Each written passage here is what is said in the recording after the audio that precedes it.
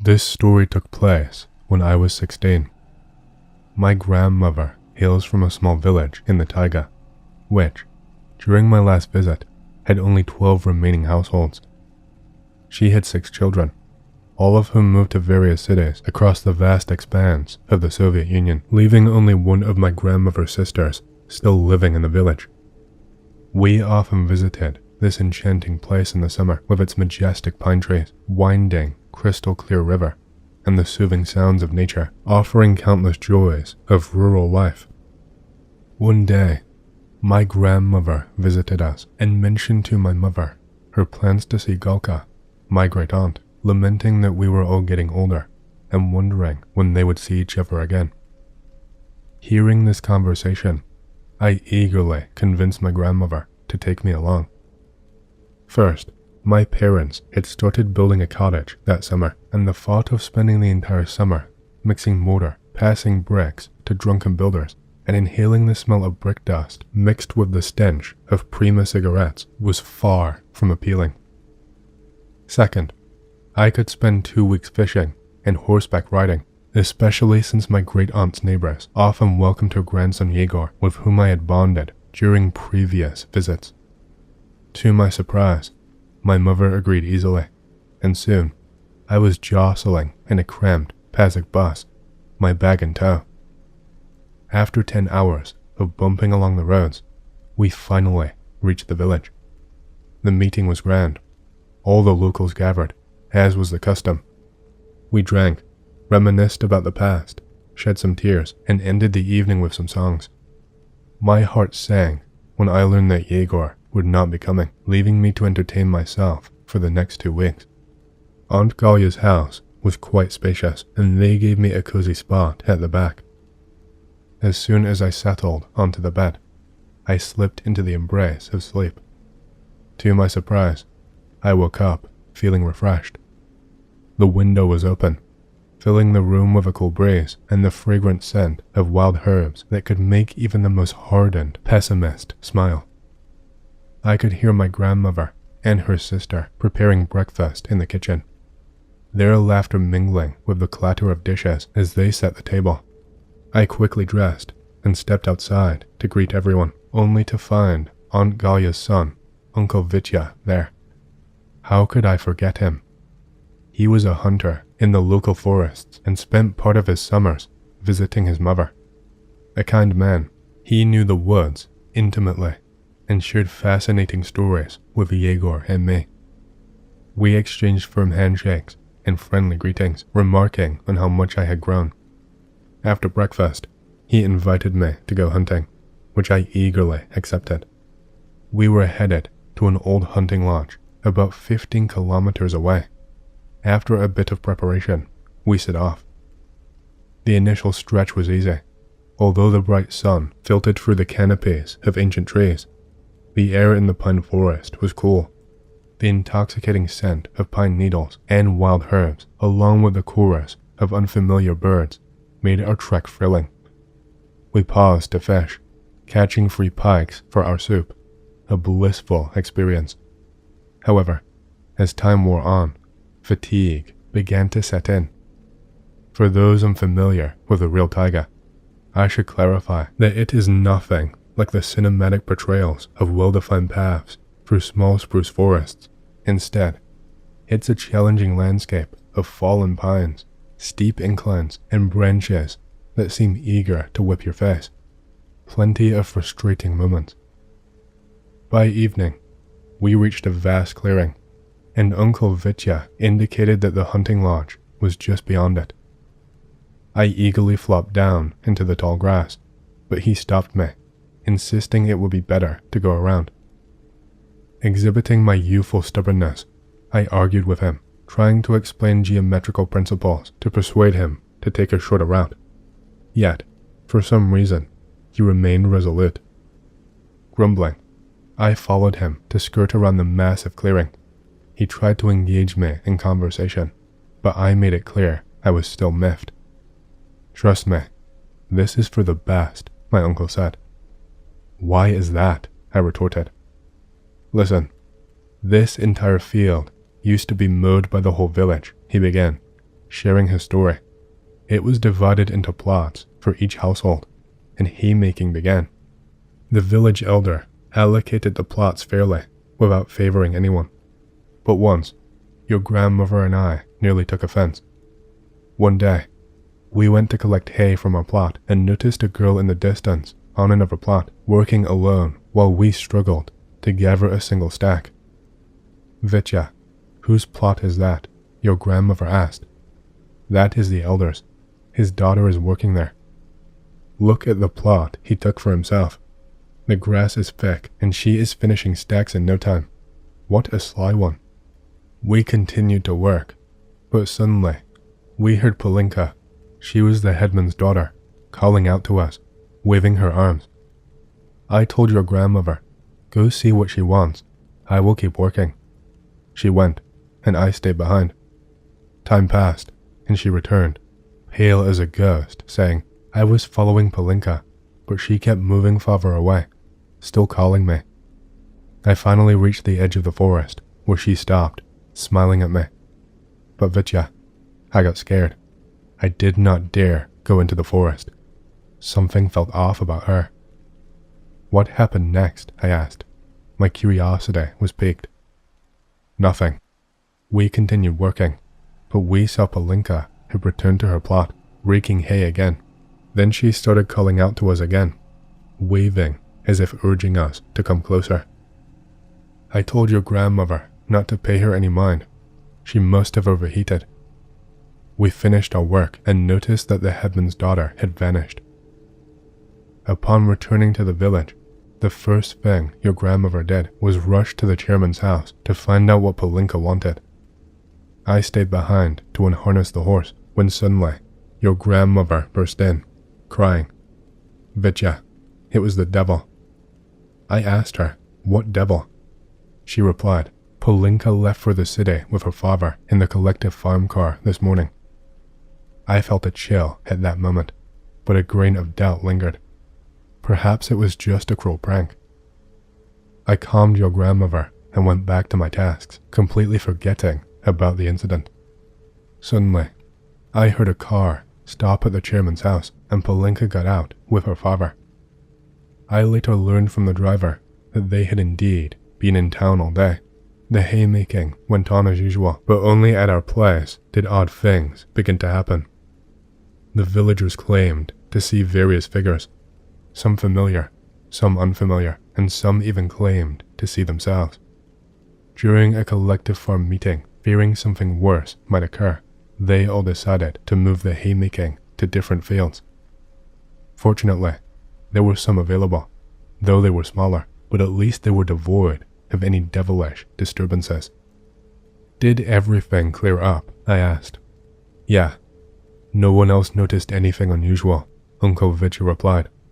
Well, we're almost there. And indeed, just beyond that field, we spotted a small cabin. Only a couple of months ago, when I was making my rounds, my uncle continued, I saw myself in this very field. Yourself? I asked, incredulously. Yes, exactly. I looked and saw myself standing there, grinning and waving as if inviting me over, he explained. What did you do? What do you think? I turned around, nearly went pale, and kept on walking. I did not see anything or anyone else. I will admit, a chill ran down my spine and unease settled in as I realized how close we were to the site of these stories. Lost in thought, I did not notice we had arrived. As dusk fell, we made a fire, cooked fish soup with our catch, chatted about various things, had a drink or two. I knew Uncle Vitya would not spill about a few glasses of moonshine and started preparing for bed. The hunting lodge was a windowless log cabin with a heavy door and 2 bunks. I fell asleep almost immediately, but woke to footsteps outside the door.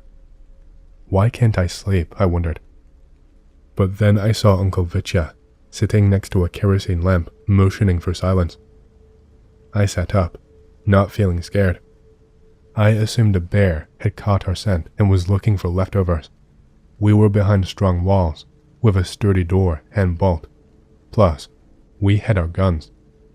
But then, all fell silent. Suddenly, we heard someone pacing around the hut. Silence returned. Then came a knock on the door. My heart raced as fear gripped me. I was trembling, while Uncle Vitya remained calm and collected. "Who's there?" he called out. In response, there was only silence, accompanied by faint shuffling and pushing against the door. I was drenched in sweat, gripping my gun tightly. "Who is there?" Uncle Vitya repeated. "Good people, let me in," came a hoarse voice from outside. "I just need some water and some directions." "We don't have any water. We don't know the way. Just leave while you still can," Uncle Vitya replied. "Let me in," the voice insisted, punctuated by sharp jabs against the door. "What the hell is this?" I whispered, trembling. "I don't know," my uncle replied, "but there are no footprints, no shadow." He pointed at the gap between the floor and the door. I peered down and saw nothing, even as the knocking and the plea to let me in continued. A sickening lump rose in my throat, and my temples throbbed with such intensity I feared that my head might burst. The knocking grew louder, and my fear deepened. Would the door hold? That thought made me faint. I regained consciousness in the morning. Uncle Vitya was sitting by the open door, smoking nervously. He told me the horror continued until dawn, after which everything just fell silent. We quickly packed our belongings and left. I have not ventured far into the taiga since then, but one question lingered. What was that, and what would have happened if we had opened the door? P.S. The village no longer exists. Many moved to cities to stay with relatives, and Aunt Galya passed away peacefully. This occurred after 2 people mysteriously vanished from the village. Be wintertime, slushy, and cold as fuck. Walking to the bus stop after doing a radio show. Get there pretty early, sitting on a low nearby wall separating housing units and the parking lot for a pizza place. Lady comes up to the garbage can on the sidewalk, takes the lid off of it, and starts looking through. I figure, okay, she's poor or something and looking for useful shit, whatever.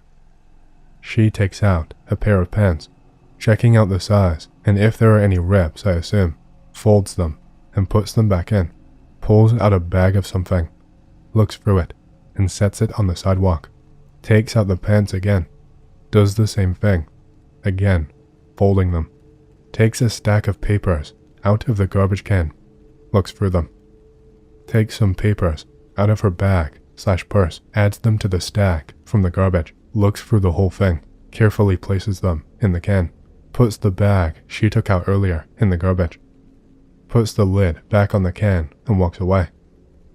If seeing this did not make me wicked paranoid, and the bus wasn't going to arrive in a couple of minutes, and there weren't others at the bus stop with me, I would have looked for the whole thing. And another one.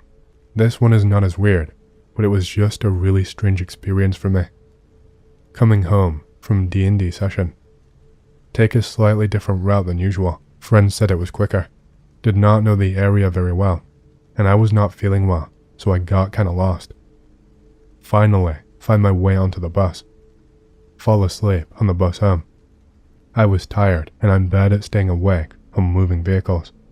Wake up, totally disoriented, thinking I've missed my stop. Get off the bus after some lady dings for a stop. It is weirdly dark, and the sky seems low, and my sense of direction somehow got reversed, so I have no idea where I am.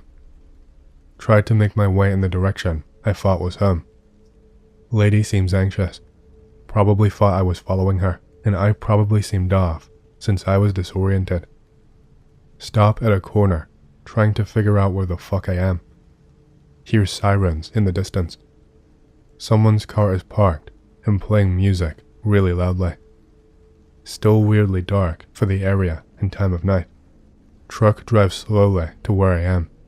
Get scared, so I walk in opposite direction. It passes the other way, thank fuck. Figure out where I am. It's an area I am totally familiar with. Start heading in the right direction. Takes way longer to get home than it should. Shifting between euphoria and panic all the way home. It's only 9:30-ish when I get home, but felt like way later. Still shaken as fuck for no reason. Sorry if this is a bit long. Don't feel like slapping it in great detail with paragraphs, so I will green text. 2 years ago. 22 years old. Redneck. Country ass, Prattville, Alabama. Invited to a birthday party. Been to this place a couple times for parties. Never drove myself. Always rode with someone. Friend lives deep in the country. No longer near civilization. Closest gas station from his place is about 7 miles away. Got off work kinda late. Home at 9 p.m. On my way over there by 10:30-ish. Not pressed for time. Party was not ending anytime soon. Pregnant GF at the time did not want me to go. Had weird feels. Fuck that. I want to get drunk. Be home tomorrow. Love ya. On my way there, into the dark ass, creepy countryside. 20-something minutes later of going straight. Makes a left turn on this dirt road. Narrow as fuck. Trees to your left and right. Seemed like the usual dirt road we've gone down before. Fork in road. I don't remember that being there. Makes a right. 10 minutes roll by. Nothing but trees. Should have been there by now. Slams on brakes. Sees about 5 people standing in the middle of the road. I'd say about 30 or 40 feet ahead. The only light is my headlights. They turned to face me, observed me for what felt like 10 seconds. They looked like they were discussing something and pointing at me. I swear on my son, one of them had blood all over his shirt. After a few seconds, reality kicked back in, and I realized 4 of the 5 were running towards my car. Oh Jesus, please God no. Slams in reverse, going at least 13 miles per hour. 3-point turnaround with the speed of flash. 70 to 80 miles per hour all the way home. GF shocked I was home. Hugged her. Apologized dearly for leaving. Explained. Creeped her out. Cuddled like a baby until I fell asleep. Never told my homie what happened. Made up some bullshit excuse for why I did not show up, nor have I been back over to his house since then. Needless to say, we don't talk often. Be me. Camping alone in the national forest on the WA/ID border. Spent a lot of time around here. Very comfortable in the area. Way the fuck up a fire road. Nobody around. Place I'm camping was well frequented a few months ago. Know for a fact nobody is around anymore. Cook dinner in Cedar Grove. Comfy but dark. Set up big tarp to sleep under. Open on one side. Roomy. Pretty much only good to keep the rain off me. Notice wind has completely stopped. It gets really quiet. Get a bad feeling. That feeling. Nope. Pack my shit up in the dark. Put the fire out. Leave. Drive down mountain. Gonna find a fire road and just camp there. Get creeping feeling that my fire is not all the way out. People will know it was me if a fire starts. God damn it. Go back to meadow. Bad feeling returns. Park. Turn high beams on, pointing into forest. Going through the woods. Reminds me of every UFO movie ever. Trees are throwing weird shadows. Nerves are getting to me. Find fire spot. It is cold. Really unsettling feeling now. Notice metallic smell. Kind of like copper and sulfur, but less of a smell and more like a gaseous feeling in my sinuses. Wind stops. Everything is completely silent. Look around. Trees look weird. Look at car. Looks like it's getting further away from me, but I am standing still. and it is also standing still. Nope. Sprint back to car. Drive down mountain. Feel like a pussy. Decide to sleep in car in the forest, a little closer to civilization. 4 a.m. Woken up to weird fucking vibration. There is nothing in my car that should be vibrating besides my phone, which is in my hand. Nope. In and out of sleep for an hour. Finally wake up. Drive up mountain. Drink coffee and watch the sunrise. Have not camped there alone since then. They say our city of Yakutsk is chock full of ghosts and spirits. People often tell stories of Abase, evil spirits, tormenting honest folks. I never believed those stories, at all, only ever laughed at them, and at the people who took them seriously. They just never managed to impress me. But a day came when my impregnable skepticism was finally breached. Here is the story. I urgently needed to find a place to live, and luckily, it did not take long to find one. You probably know these kinds of houses. 9 stories, each full of small apartments. Kinda reminded me of an anthill. Minuscule proportions of the apartment were no problem for a single person, and I, a student at the time, did not mind the building's overcrowdedness too. It was almost in the city center, this apartment, and you could see an old church from the window, a very rustic view. Most importantly, it was rather cheap, almost too good to be true. It was owned by a family of newlyweds who, for some strange reason, opted to live with their parents instead. Looking back, I should have known something was wrong, especially since that I knew that the residential district was built over an old cemetery. The only remainder of that was the aforementioned church. But alas, I was careless and happy. All I had was a folding bed, a table, and a couple of chairs. I settled in, drew a watercolor funny bunny on the bathroom door, hung up the blinds, tried my best to make the place cozy. One peculiarity soon became apparent. The windows were on the south side of the building, so during the summertime, it should have been hot as hell. And yet, even on the hottest days, it was cold, like in a crypt. During the first night, I was woken up by a terrible puffing from under the bed. I thought to myself, the walls must be pretty thin to be able to hear the neighbor's breath. Only in the morning I realized that the wall had no neighbors behind it, only the street, as the apartment was in the corner of the house. The closest neighbors were on the other side of the kitchen and bathroom, so there was no way for me to hear them from the room. I was surprised, but nothing more.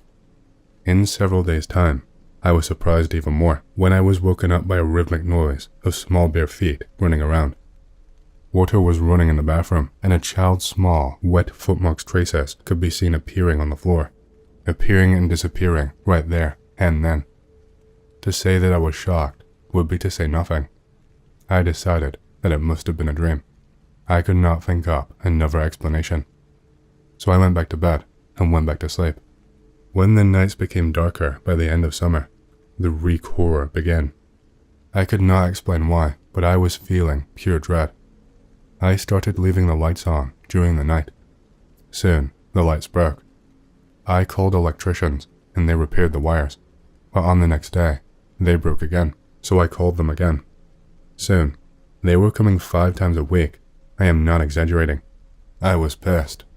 You can't even properly fix it, and you call yourselves experts. The wiring breaks in a different place every time, they tried to explain. Once, a friend of mine stopped by for a couple of weeks.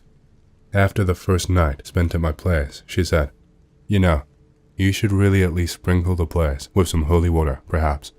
I swear, I could hear some weird noises all night long. Terrible. How can you even live here alone? A lone light bulb, without even a lampshade, served as the source of light in the room. And so, as soon as Zenya, the friend's name, was done speaking, it fell down. The cord simply snapped in the middle. There was silence. The light did not break. The tap did not open up on its own. Nobody ran around at night for about 3 days. And then everything began anew with full force, and the remainder of holy water in a clean can became covered with mold. My mother, by the way, has some holy water from a baptism celebration of some years ago. and it is still as pure and clean as ever. Once Xenia left, spending time in the apartment became nigh impossible, especially in the kitchen. Without any known reasons, entering it in the dark was followed by an overwhelming sense of dread. Anyways, here is how the story ends. One evening, I left my handbag in the kitchen. Come night, I did not dare to go get it, and on the next morning, I discovered a small palm print, seemingly of a child's palm on it, with one finger missing. It did not come off, regardless of what cleaning agents I used. I could not spend one more night there. I quickly rented a room elsewhere, moved my things, returned the keys to the owners. By the way, they did not even ask what was the reason for such a sudden departure. Yakutsk village. Before moving to Yakutsk, I lived in a small settlement in a 3-room apartment in a relatively recently built stone house. I emphasize, it was built of stone, not of wood. Therefore, various sounds and noises cannot settle in the walls, as it sometimes happens in wooden buildings. The events that occurred there, while not outright frightening, are still spooky and unsettling enough. First case, I was in 4th grade, about 10 to 11 years old, and shared the bed with my mother, as she was very ill. During the night, she would be tormented by nightmares, and I had to play an alarm clock, that is, to wake her up, because she would seldom be able to wake up from such nightmares unaided. That night was just as the others before. Mother was asleep, and so was I. But then I suddenly woke up. I felt as if I was pulled out from some space in which there was no time. That's how strange I felt. It was not at all similar to being sleepy. So, opening my eyes, I involuntarily looked towards the anteroom. The mother's room was adjacent to it, as if something attracted my gaze. It was winter, and the night was very dark, yet in this complete darkness, I could see someone's eyes staring at us. Bright, red, narrow, without pupils. Just eyes. I could not see any body, or even a silhouette. As soon as I looked at them, they disappeared. I was shaking, trying to calm myself. I attempted to rationalize that this was all just a dream. I nestled up to my sleeping mother and closed my eyes, trying to fall asleep. My mind simply refused to accept what I had seen, and as soon as I had closed my eyes, I felt someone throw a small, round object at my forehead. My heart nearly jumped out of my chest. Moreover, I expected to hear the object bounce from me and fall elsewhere, but there was nothing, as if it had disappeared. Absolute silence. How I then calmed myself and, eventually, managed to fall asleep, I still do not understand. Were it to happen to me now, I would scream at the top of my lungs. Later, I tripped and seriously hit my head, the exact same place that was hit by the little ball. I got a concussion that resulted in an increase of the cranial pressure, which consequently affected my sight, progressing short-sightedness of the 2nd degree. That is to say, my sight gets worse every year. I honestly have no idea what it was, and nor do I especially want to know. Later, by the way, I saw those eyes once more. They were directly over our bed. The second case is not as terrible as the first, and praise the Lord for that. I very much enjoyed rock music, and in my parents' absence, I would crank the volume up. Thankfully, the walls were thick. And so, one evening, I, as always, put on some punk rock, and literally the same moment, I heard a heavy, blood-chilling sigh somewhere nearby. At first, I paid it no mind, but the second sigh forced me to prick up my ears. I was home alone, after all. I turned the music off and kept listening. Not a sound. Okay. Turned it on again. Someone sighing again. I turned the music off again and checked if the door was locked and maybe if someone was outside the apartment, but found nothing out of the ordinary. Feeling uneasy, I returned to my room and again turned the music on. This time, just to see what would happen. And again, someone began to sigh. That's when I became really afraid, so I turned off not only music, but the computer too. Turned on the light and began reading the book. Afterwards, I did not risk listening to loud music again. Third case. More and more often I found myself thinking something very wrong was going on in our apartment. With the corner of my eye, I could sometimes see dark figures that would vanish as soon as I turned back to look at them. Once, as I was cleaning up my room while listening to music via headphones with the corner of my eye, I spotted something small and dark climbing up my chair. I quickly turned my head, and there, nothing, and this kept happening almost every week. Something ran by, something flew by, and sometimes a black shadow just stood there.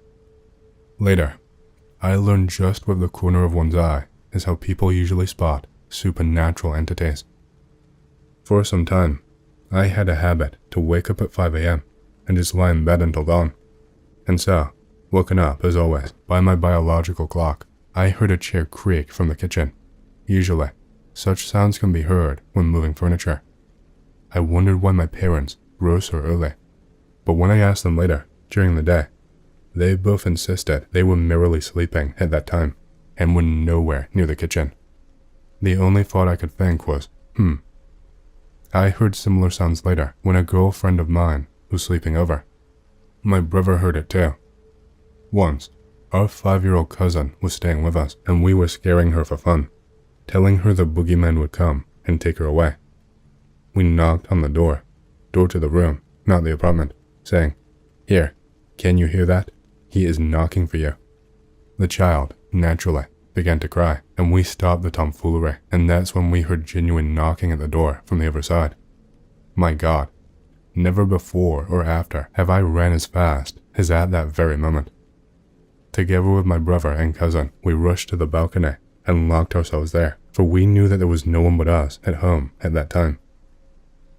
The fourth case is connected with a seance. Everyone is probably familiar with divination on a plate. You need a not too deep plate or saucer, clean, without any ornaments. Cover its bottom with soot, draw an arrow, light the candles, and so on. Many say that it's just the laws of physics moving the plate rather than anything supernatural. Nonsense. Me and my girlfriend decided to hold a seance like that out of pure curiosity. We had neither soot, nor matches, nor candles.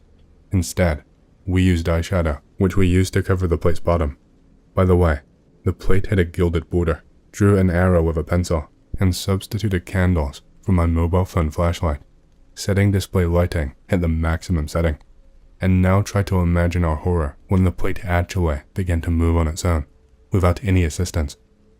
At first, I thought that my friend was playing a prank on me and asked her to stop. She stopped touching the plate, and I, horrified, understood that nobody was playing pranks. The seance was real, and the plate was moving on its own. It is also worth mentioning that a number of the rules were not followed. The seance had to have an odd number of participants. We were 2. In a hurry, we forgot to write down the Yakut alphabet, and the spirit of the dead Yakut we had summoned was angrily looking for the Yakut letters that were not there. Such seances can only be carried out during the so-called Tana period. This is during the Christmas tide. And lastly, the participants were not to touch the plate. Nevertheless, the spirits kept answering our calls. We were enjoying it more and more until we realized that some of spirits were not among the ones we called. We threw out all of the damned objects, save for our phones, into a ditch, and yet for 2 or 3 days that followed, we felt as if we were being watched by some dark shadows. I cannot ever forget this stupid game of ours, especially since the idea was mine. Fifth case. While I lived in that house, and generally all the time I spent in that town, nearly every night, I kept seeing strange, bad dreams. I will provide several examples. When I was 8 years old, my grandmother died. A year or 2 later, she often visited me in my dreams and asked me to leave with her to allow her to remain with me. For some reason, I adamantly did not want to go with her. However, I would often allow her to remain with me. It kept happening until one of our relatives took his own life by shooting himself because of a serious illness. At the night of his death, I dreamt of my grandmother frying flapjacks. My old dog, Sokol, which means falcon in Russian, was sitting near me. "Hurry up, dear. We've got a guest today," the grandmother told me. Why I needed to hurry and what I was supposed to do, I did not know. I only remember running around the kitchen on her errands, with So-Call following me. On the next day, I learned that So-Call died a year ago. After that, I did not dream of my grandmother anymore. Once dreamed how together with a friend of mine, we robbed someone's house, but we were quickly overtaken by the militia and we fled. For some reason, I came running home, locked the door behind me, and begged my father not to let them have me. He did not seem to care much and said something about it being my problem, which was strange, as in reality, Dad is usually very concerned with my well-being, and right there and then, I heard furious knocking at the door. I ran up to it and furtively looked through the peephole. The landing was full of cops. I remember a fearful thought. My God, have I really committed too many crimes? I ran up to a window, intending to jump out of it, but, having barely opened it, saw it to be fruitless. There was complete darkness outside the window and an awful and cold snowstorm. While I contemplated the situation I found myself in, the cops busted down the door and arrested me. Later, I learned that my friend and accomplice was caught as well, and we were sentenced to death via shooting squad. The last thing I remember were the black barrels of guns letting out ear-deafening shots.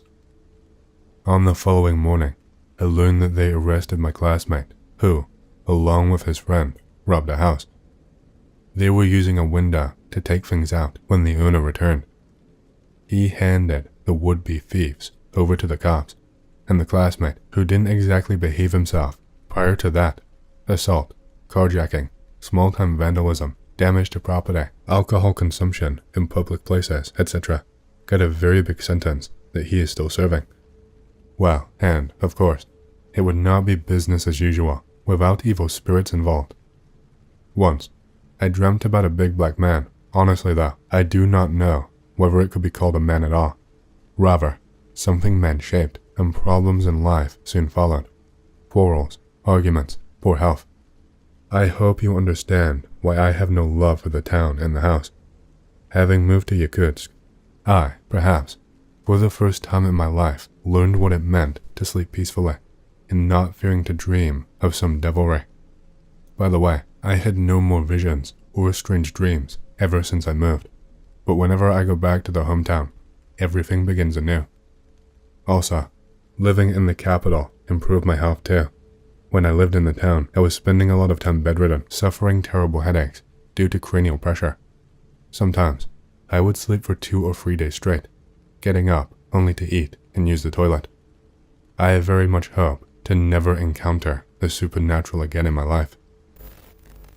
I once ran into a female vampire-like creature in the woods. It was not some tweaker or whatever, considering that she was nearly 6'8" at a guess and looked vaguely similar to the pics I've seen posted on X.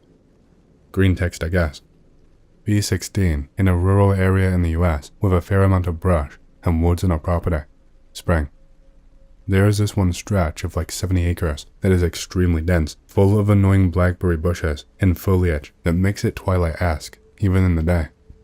I usually avoid this area of our property because of the above reasons, making it a pain in the ass to navigate. It's where most of the blackberry bushes are though, and they are all producing fruit again. Decide that if I pick a bunch, maybe I will be able to get some nice jelly or a pie. Area is quiet, aside from insects and such, but that goes for most of the area at the time of day I was going there. There are small little pathways throughout the thicket that deer and other animals use, going down them. Bending down at a particular patch of bush that has a lot of berries. Suddenly, prickling sensation on my skin. Look up, and I basically saw the pic related, sitting in a tree branch. First thought that it was just some random woman on the property for some reason, but then I realized that she was at least 15 feet in the air and that her body was wrong. Stretched limbs, like in the picture, and dead corpse skin. She was just staring at me, and then she did this thing that was like some sort of yawn, and I saw that she had too many teeth compared to a normal human. I was just frozen in shock until she shifted a bit by leaning forward and making this exhaling, whistling noise, at which point I jolted up and ran. Never saw her again. A few other things I noticed. She was extraordinarily flat-chested. I mean like, Most women have breasts, but she did not really seem to have anything other than a slight bump. I found out years later that among hominids, we are fairly unique in having big, noticeable breasts. Most apes are flat-chested. Her eyes refracted light, but it wasn't red or anything like in a movie, but just this glitter. I think she had eaten before I found her. She seemed sleepy.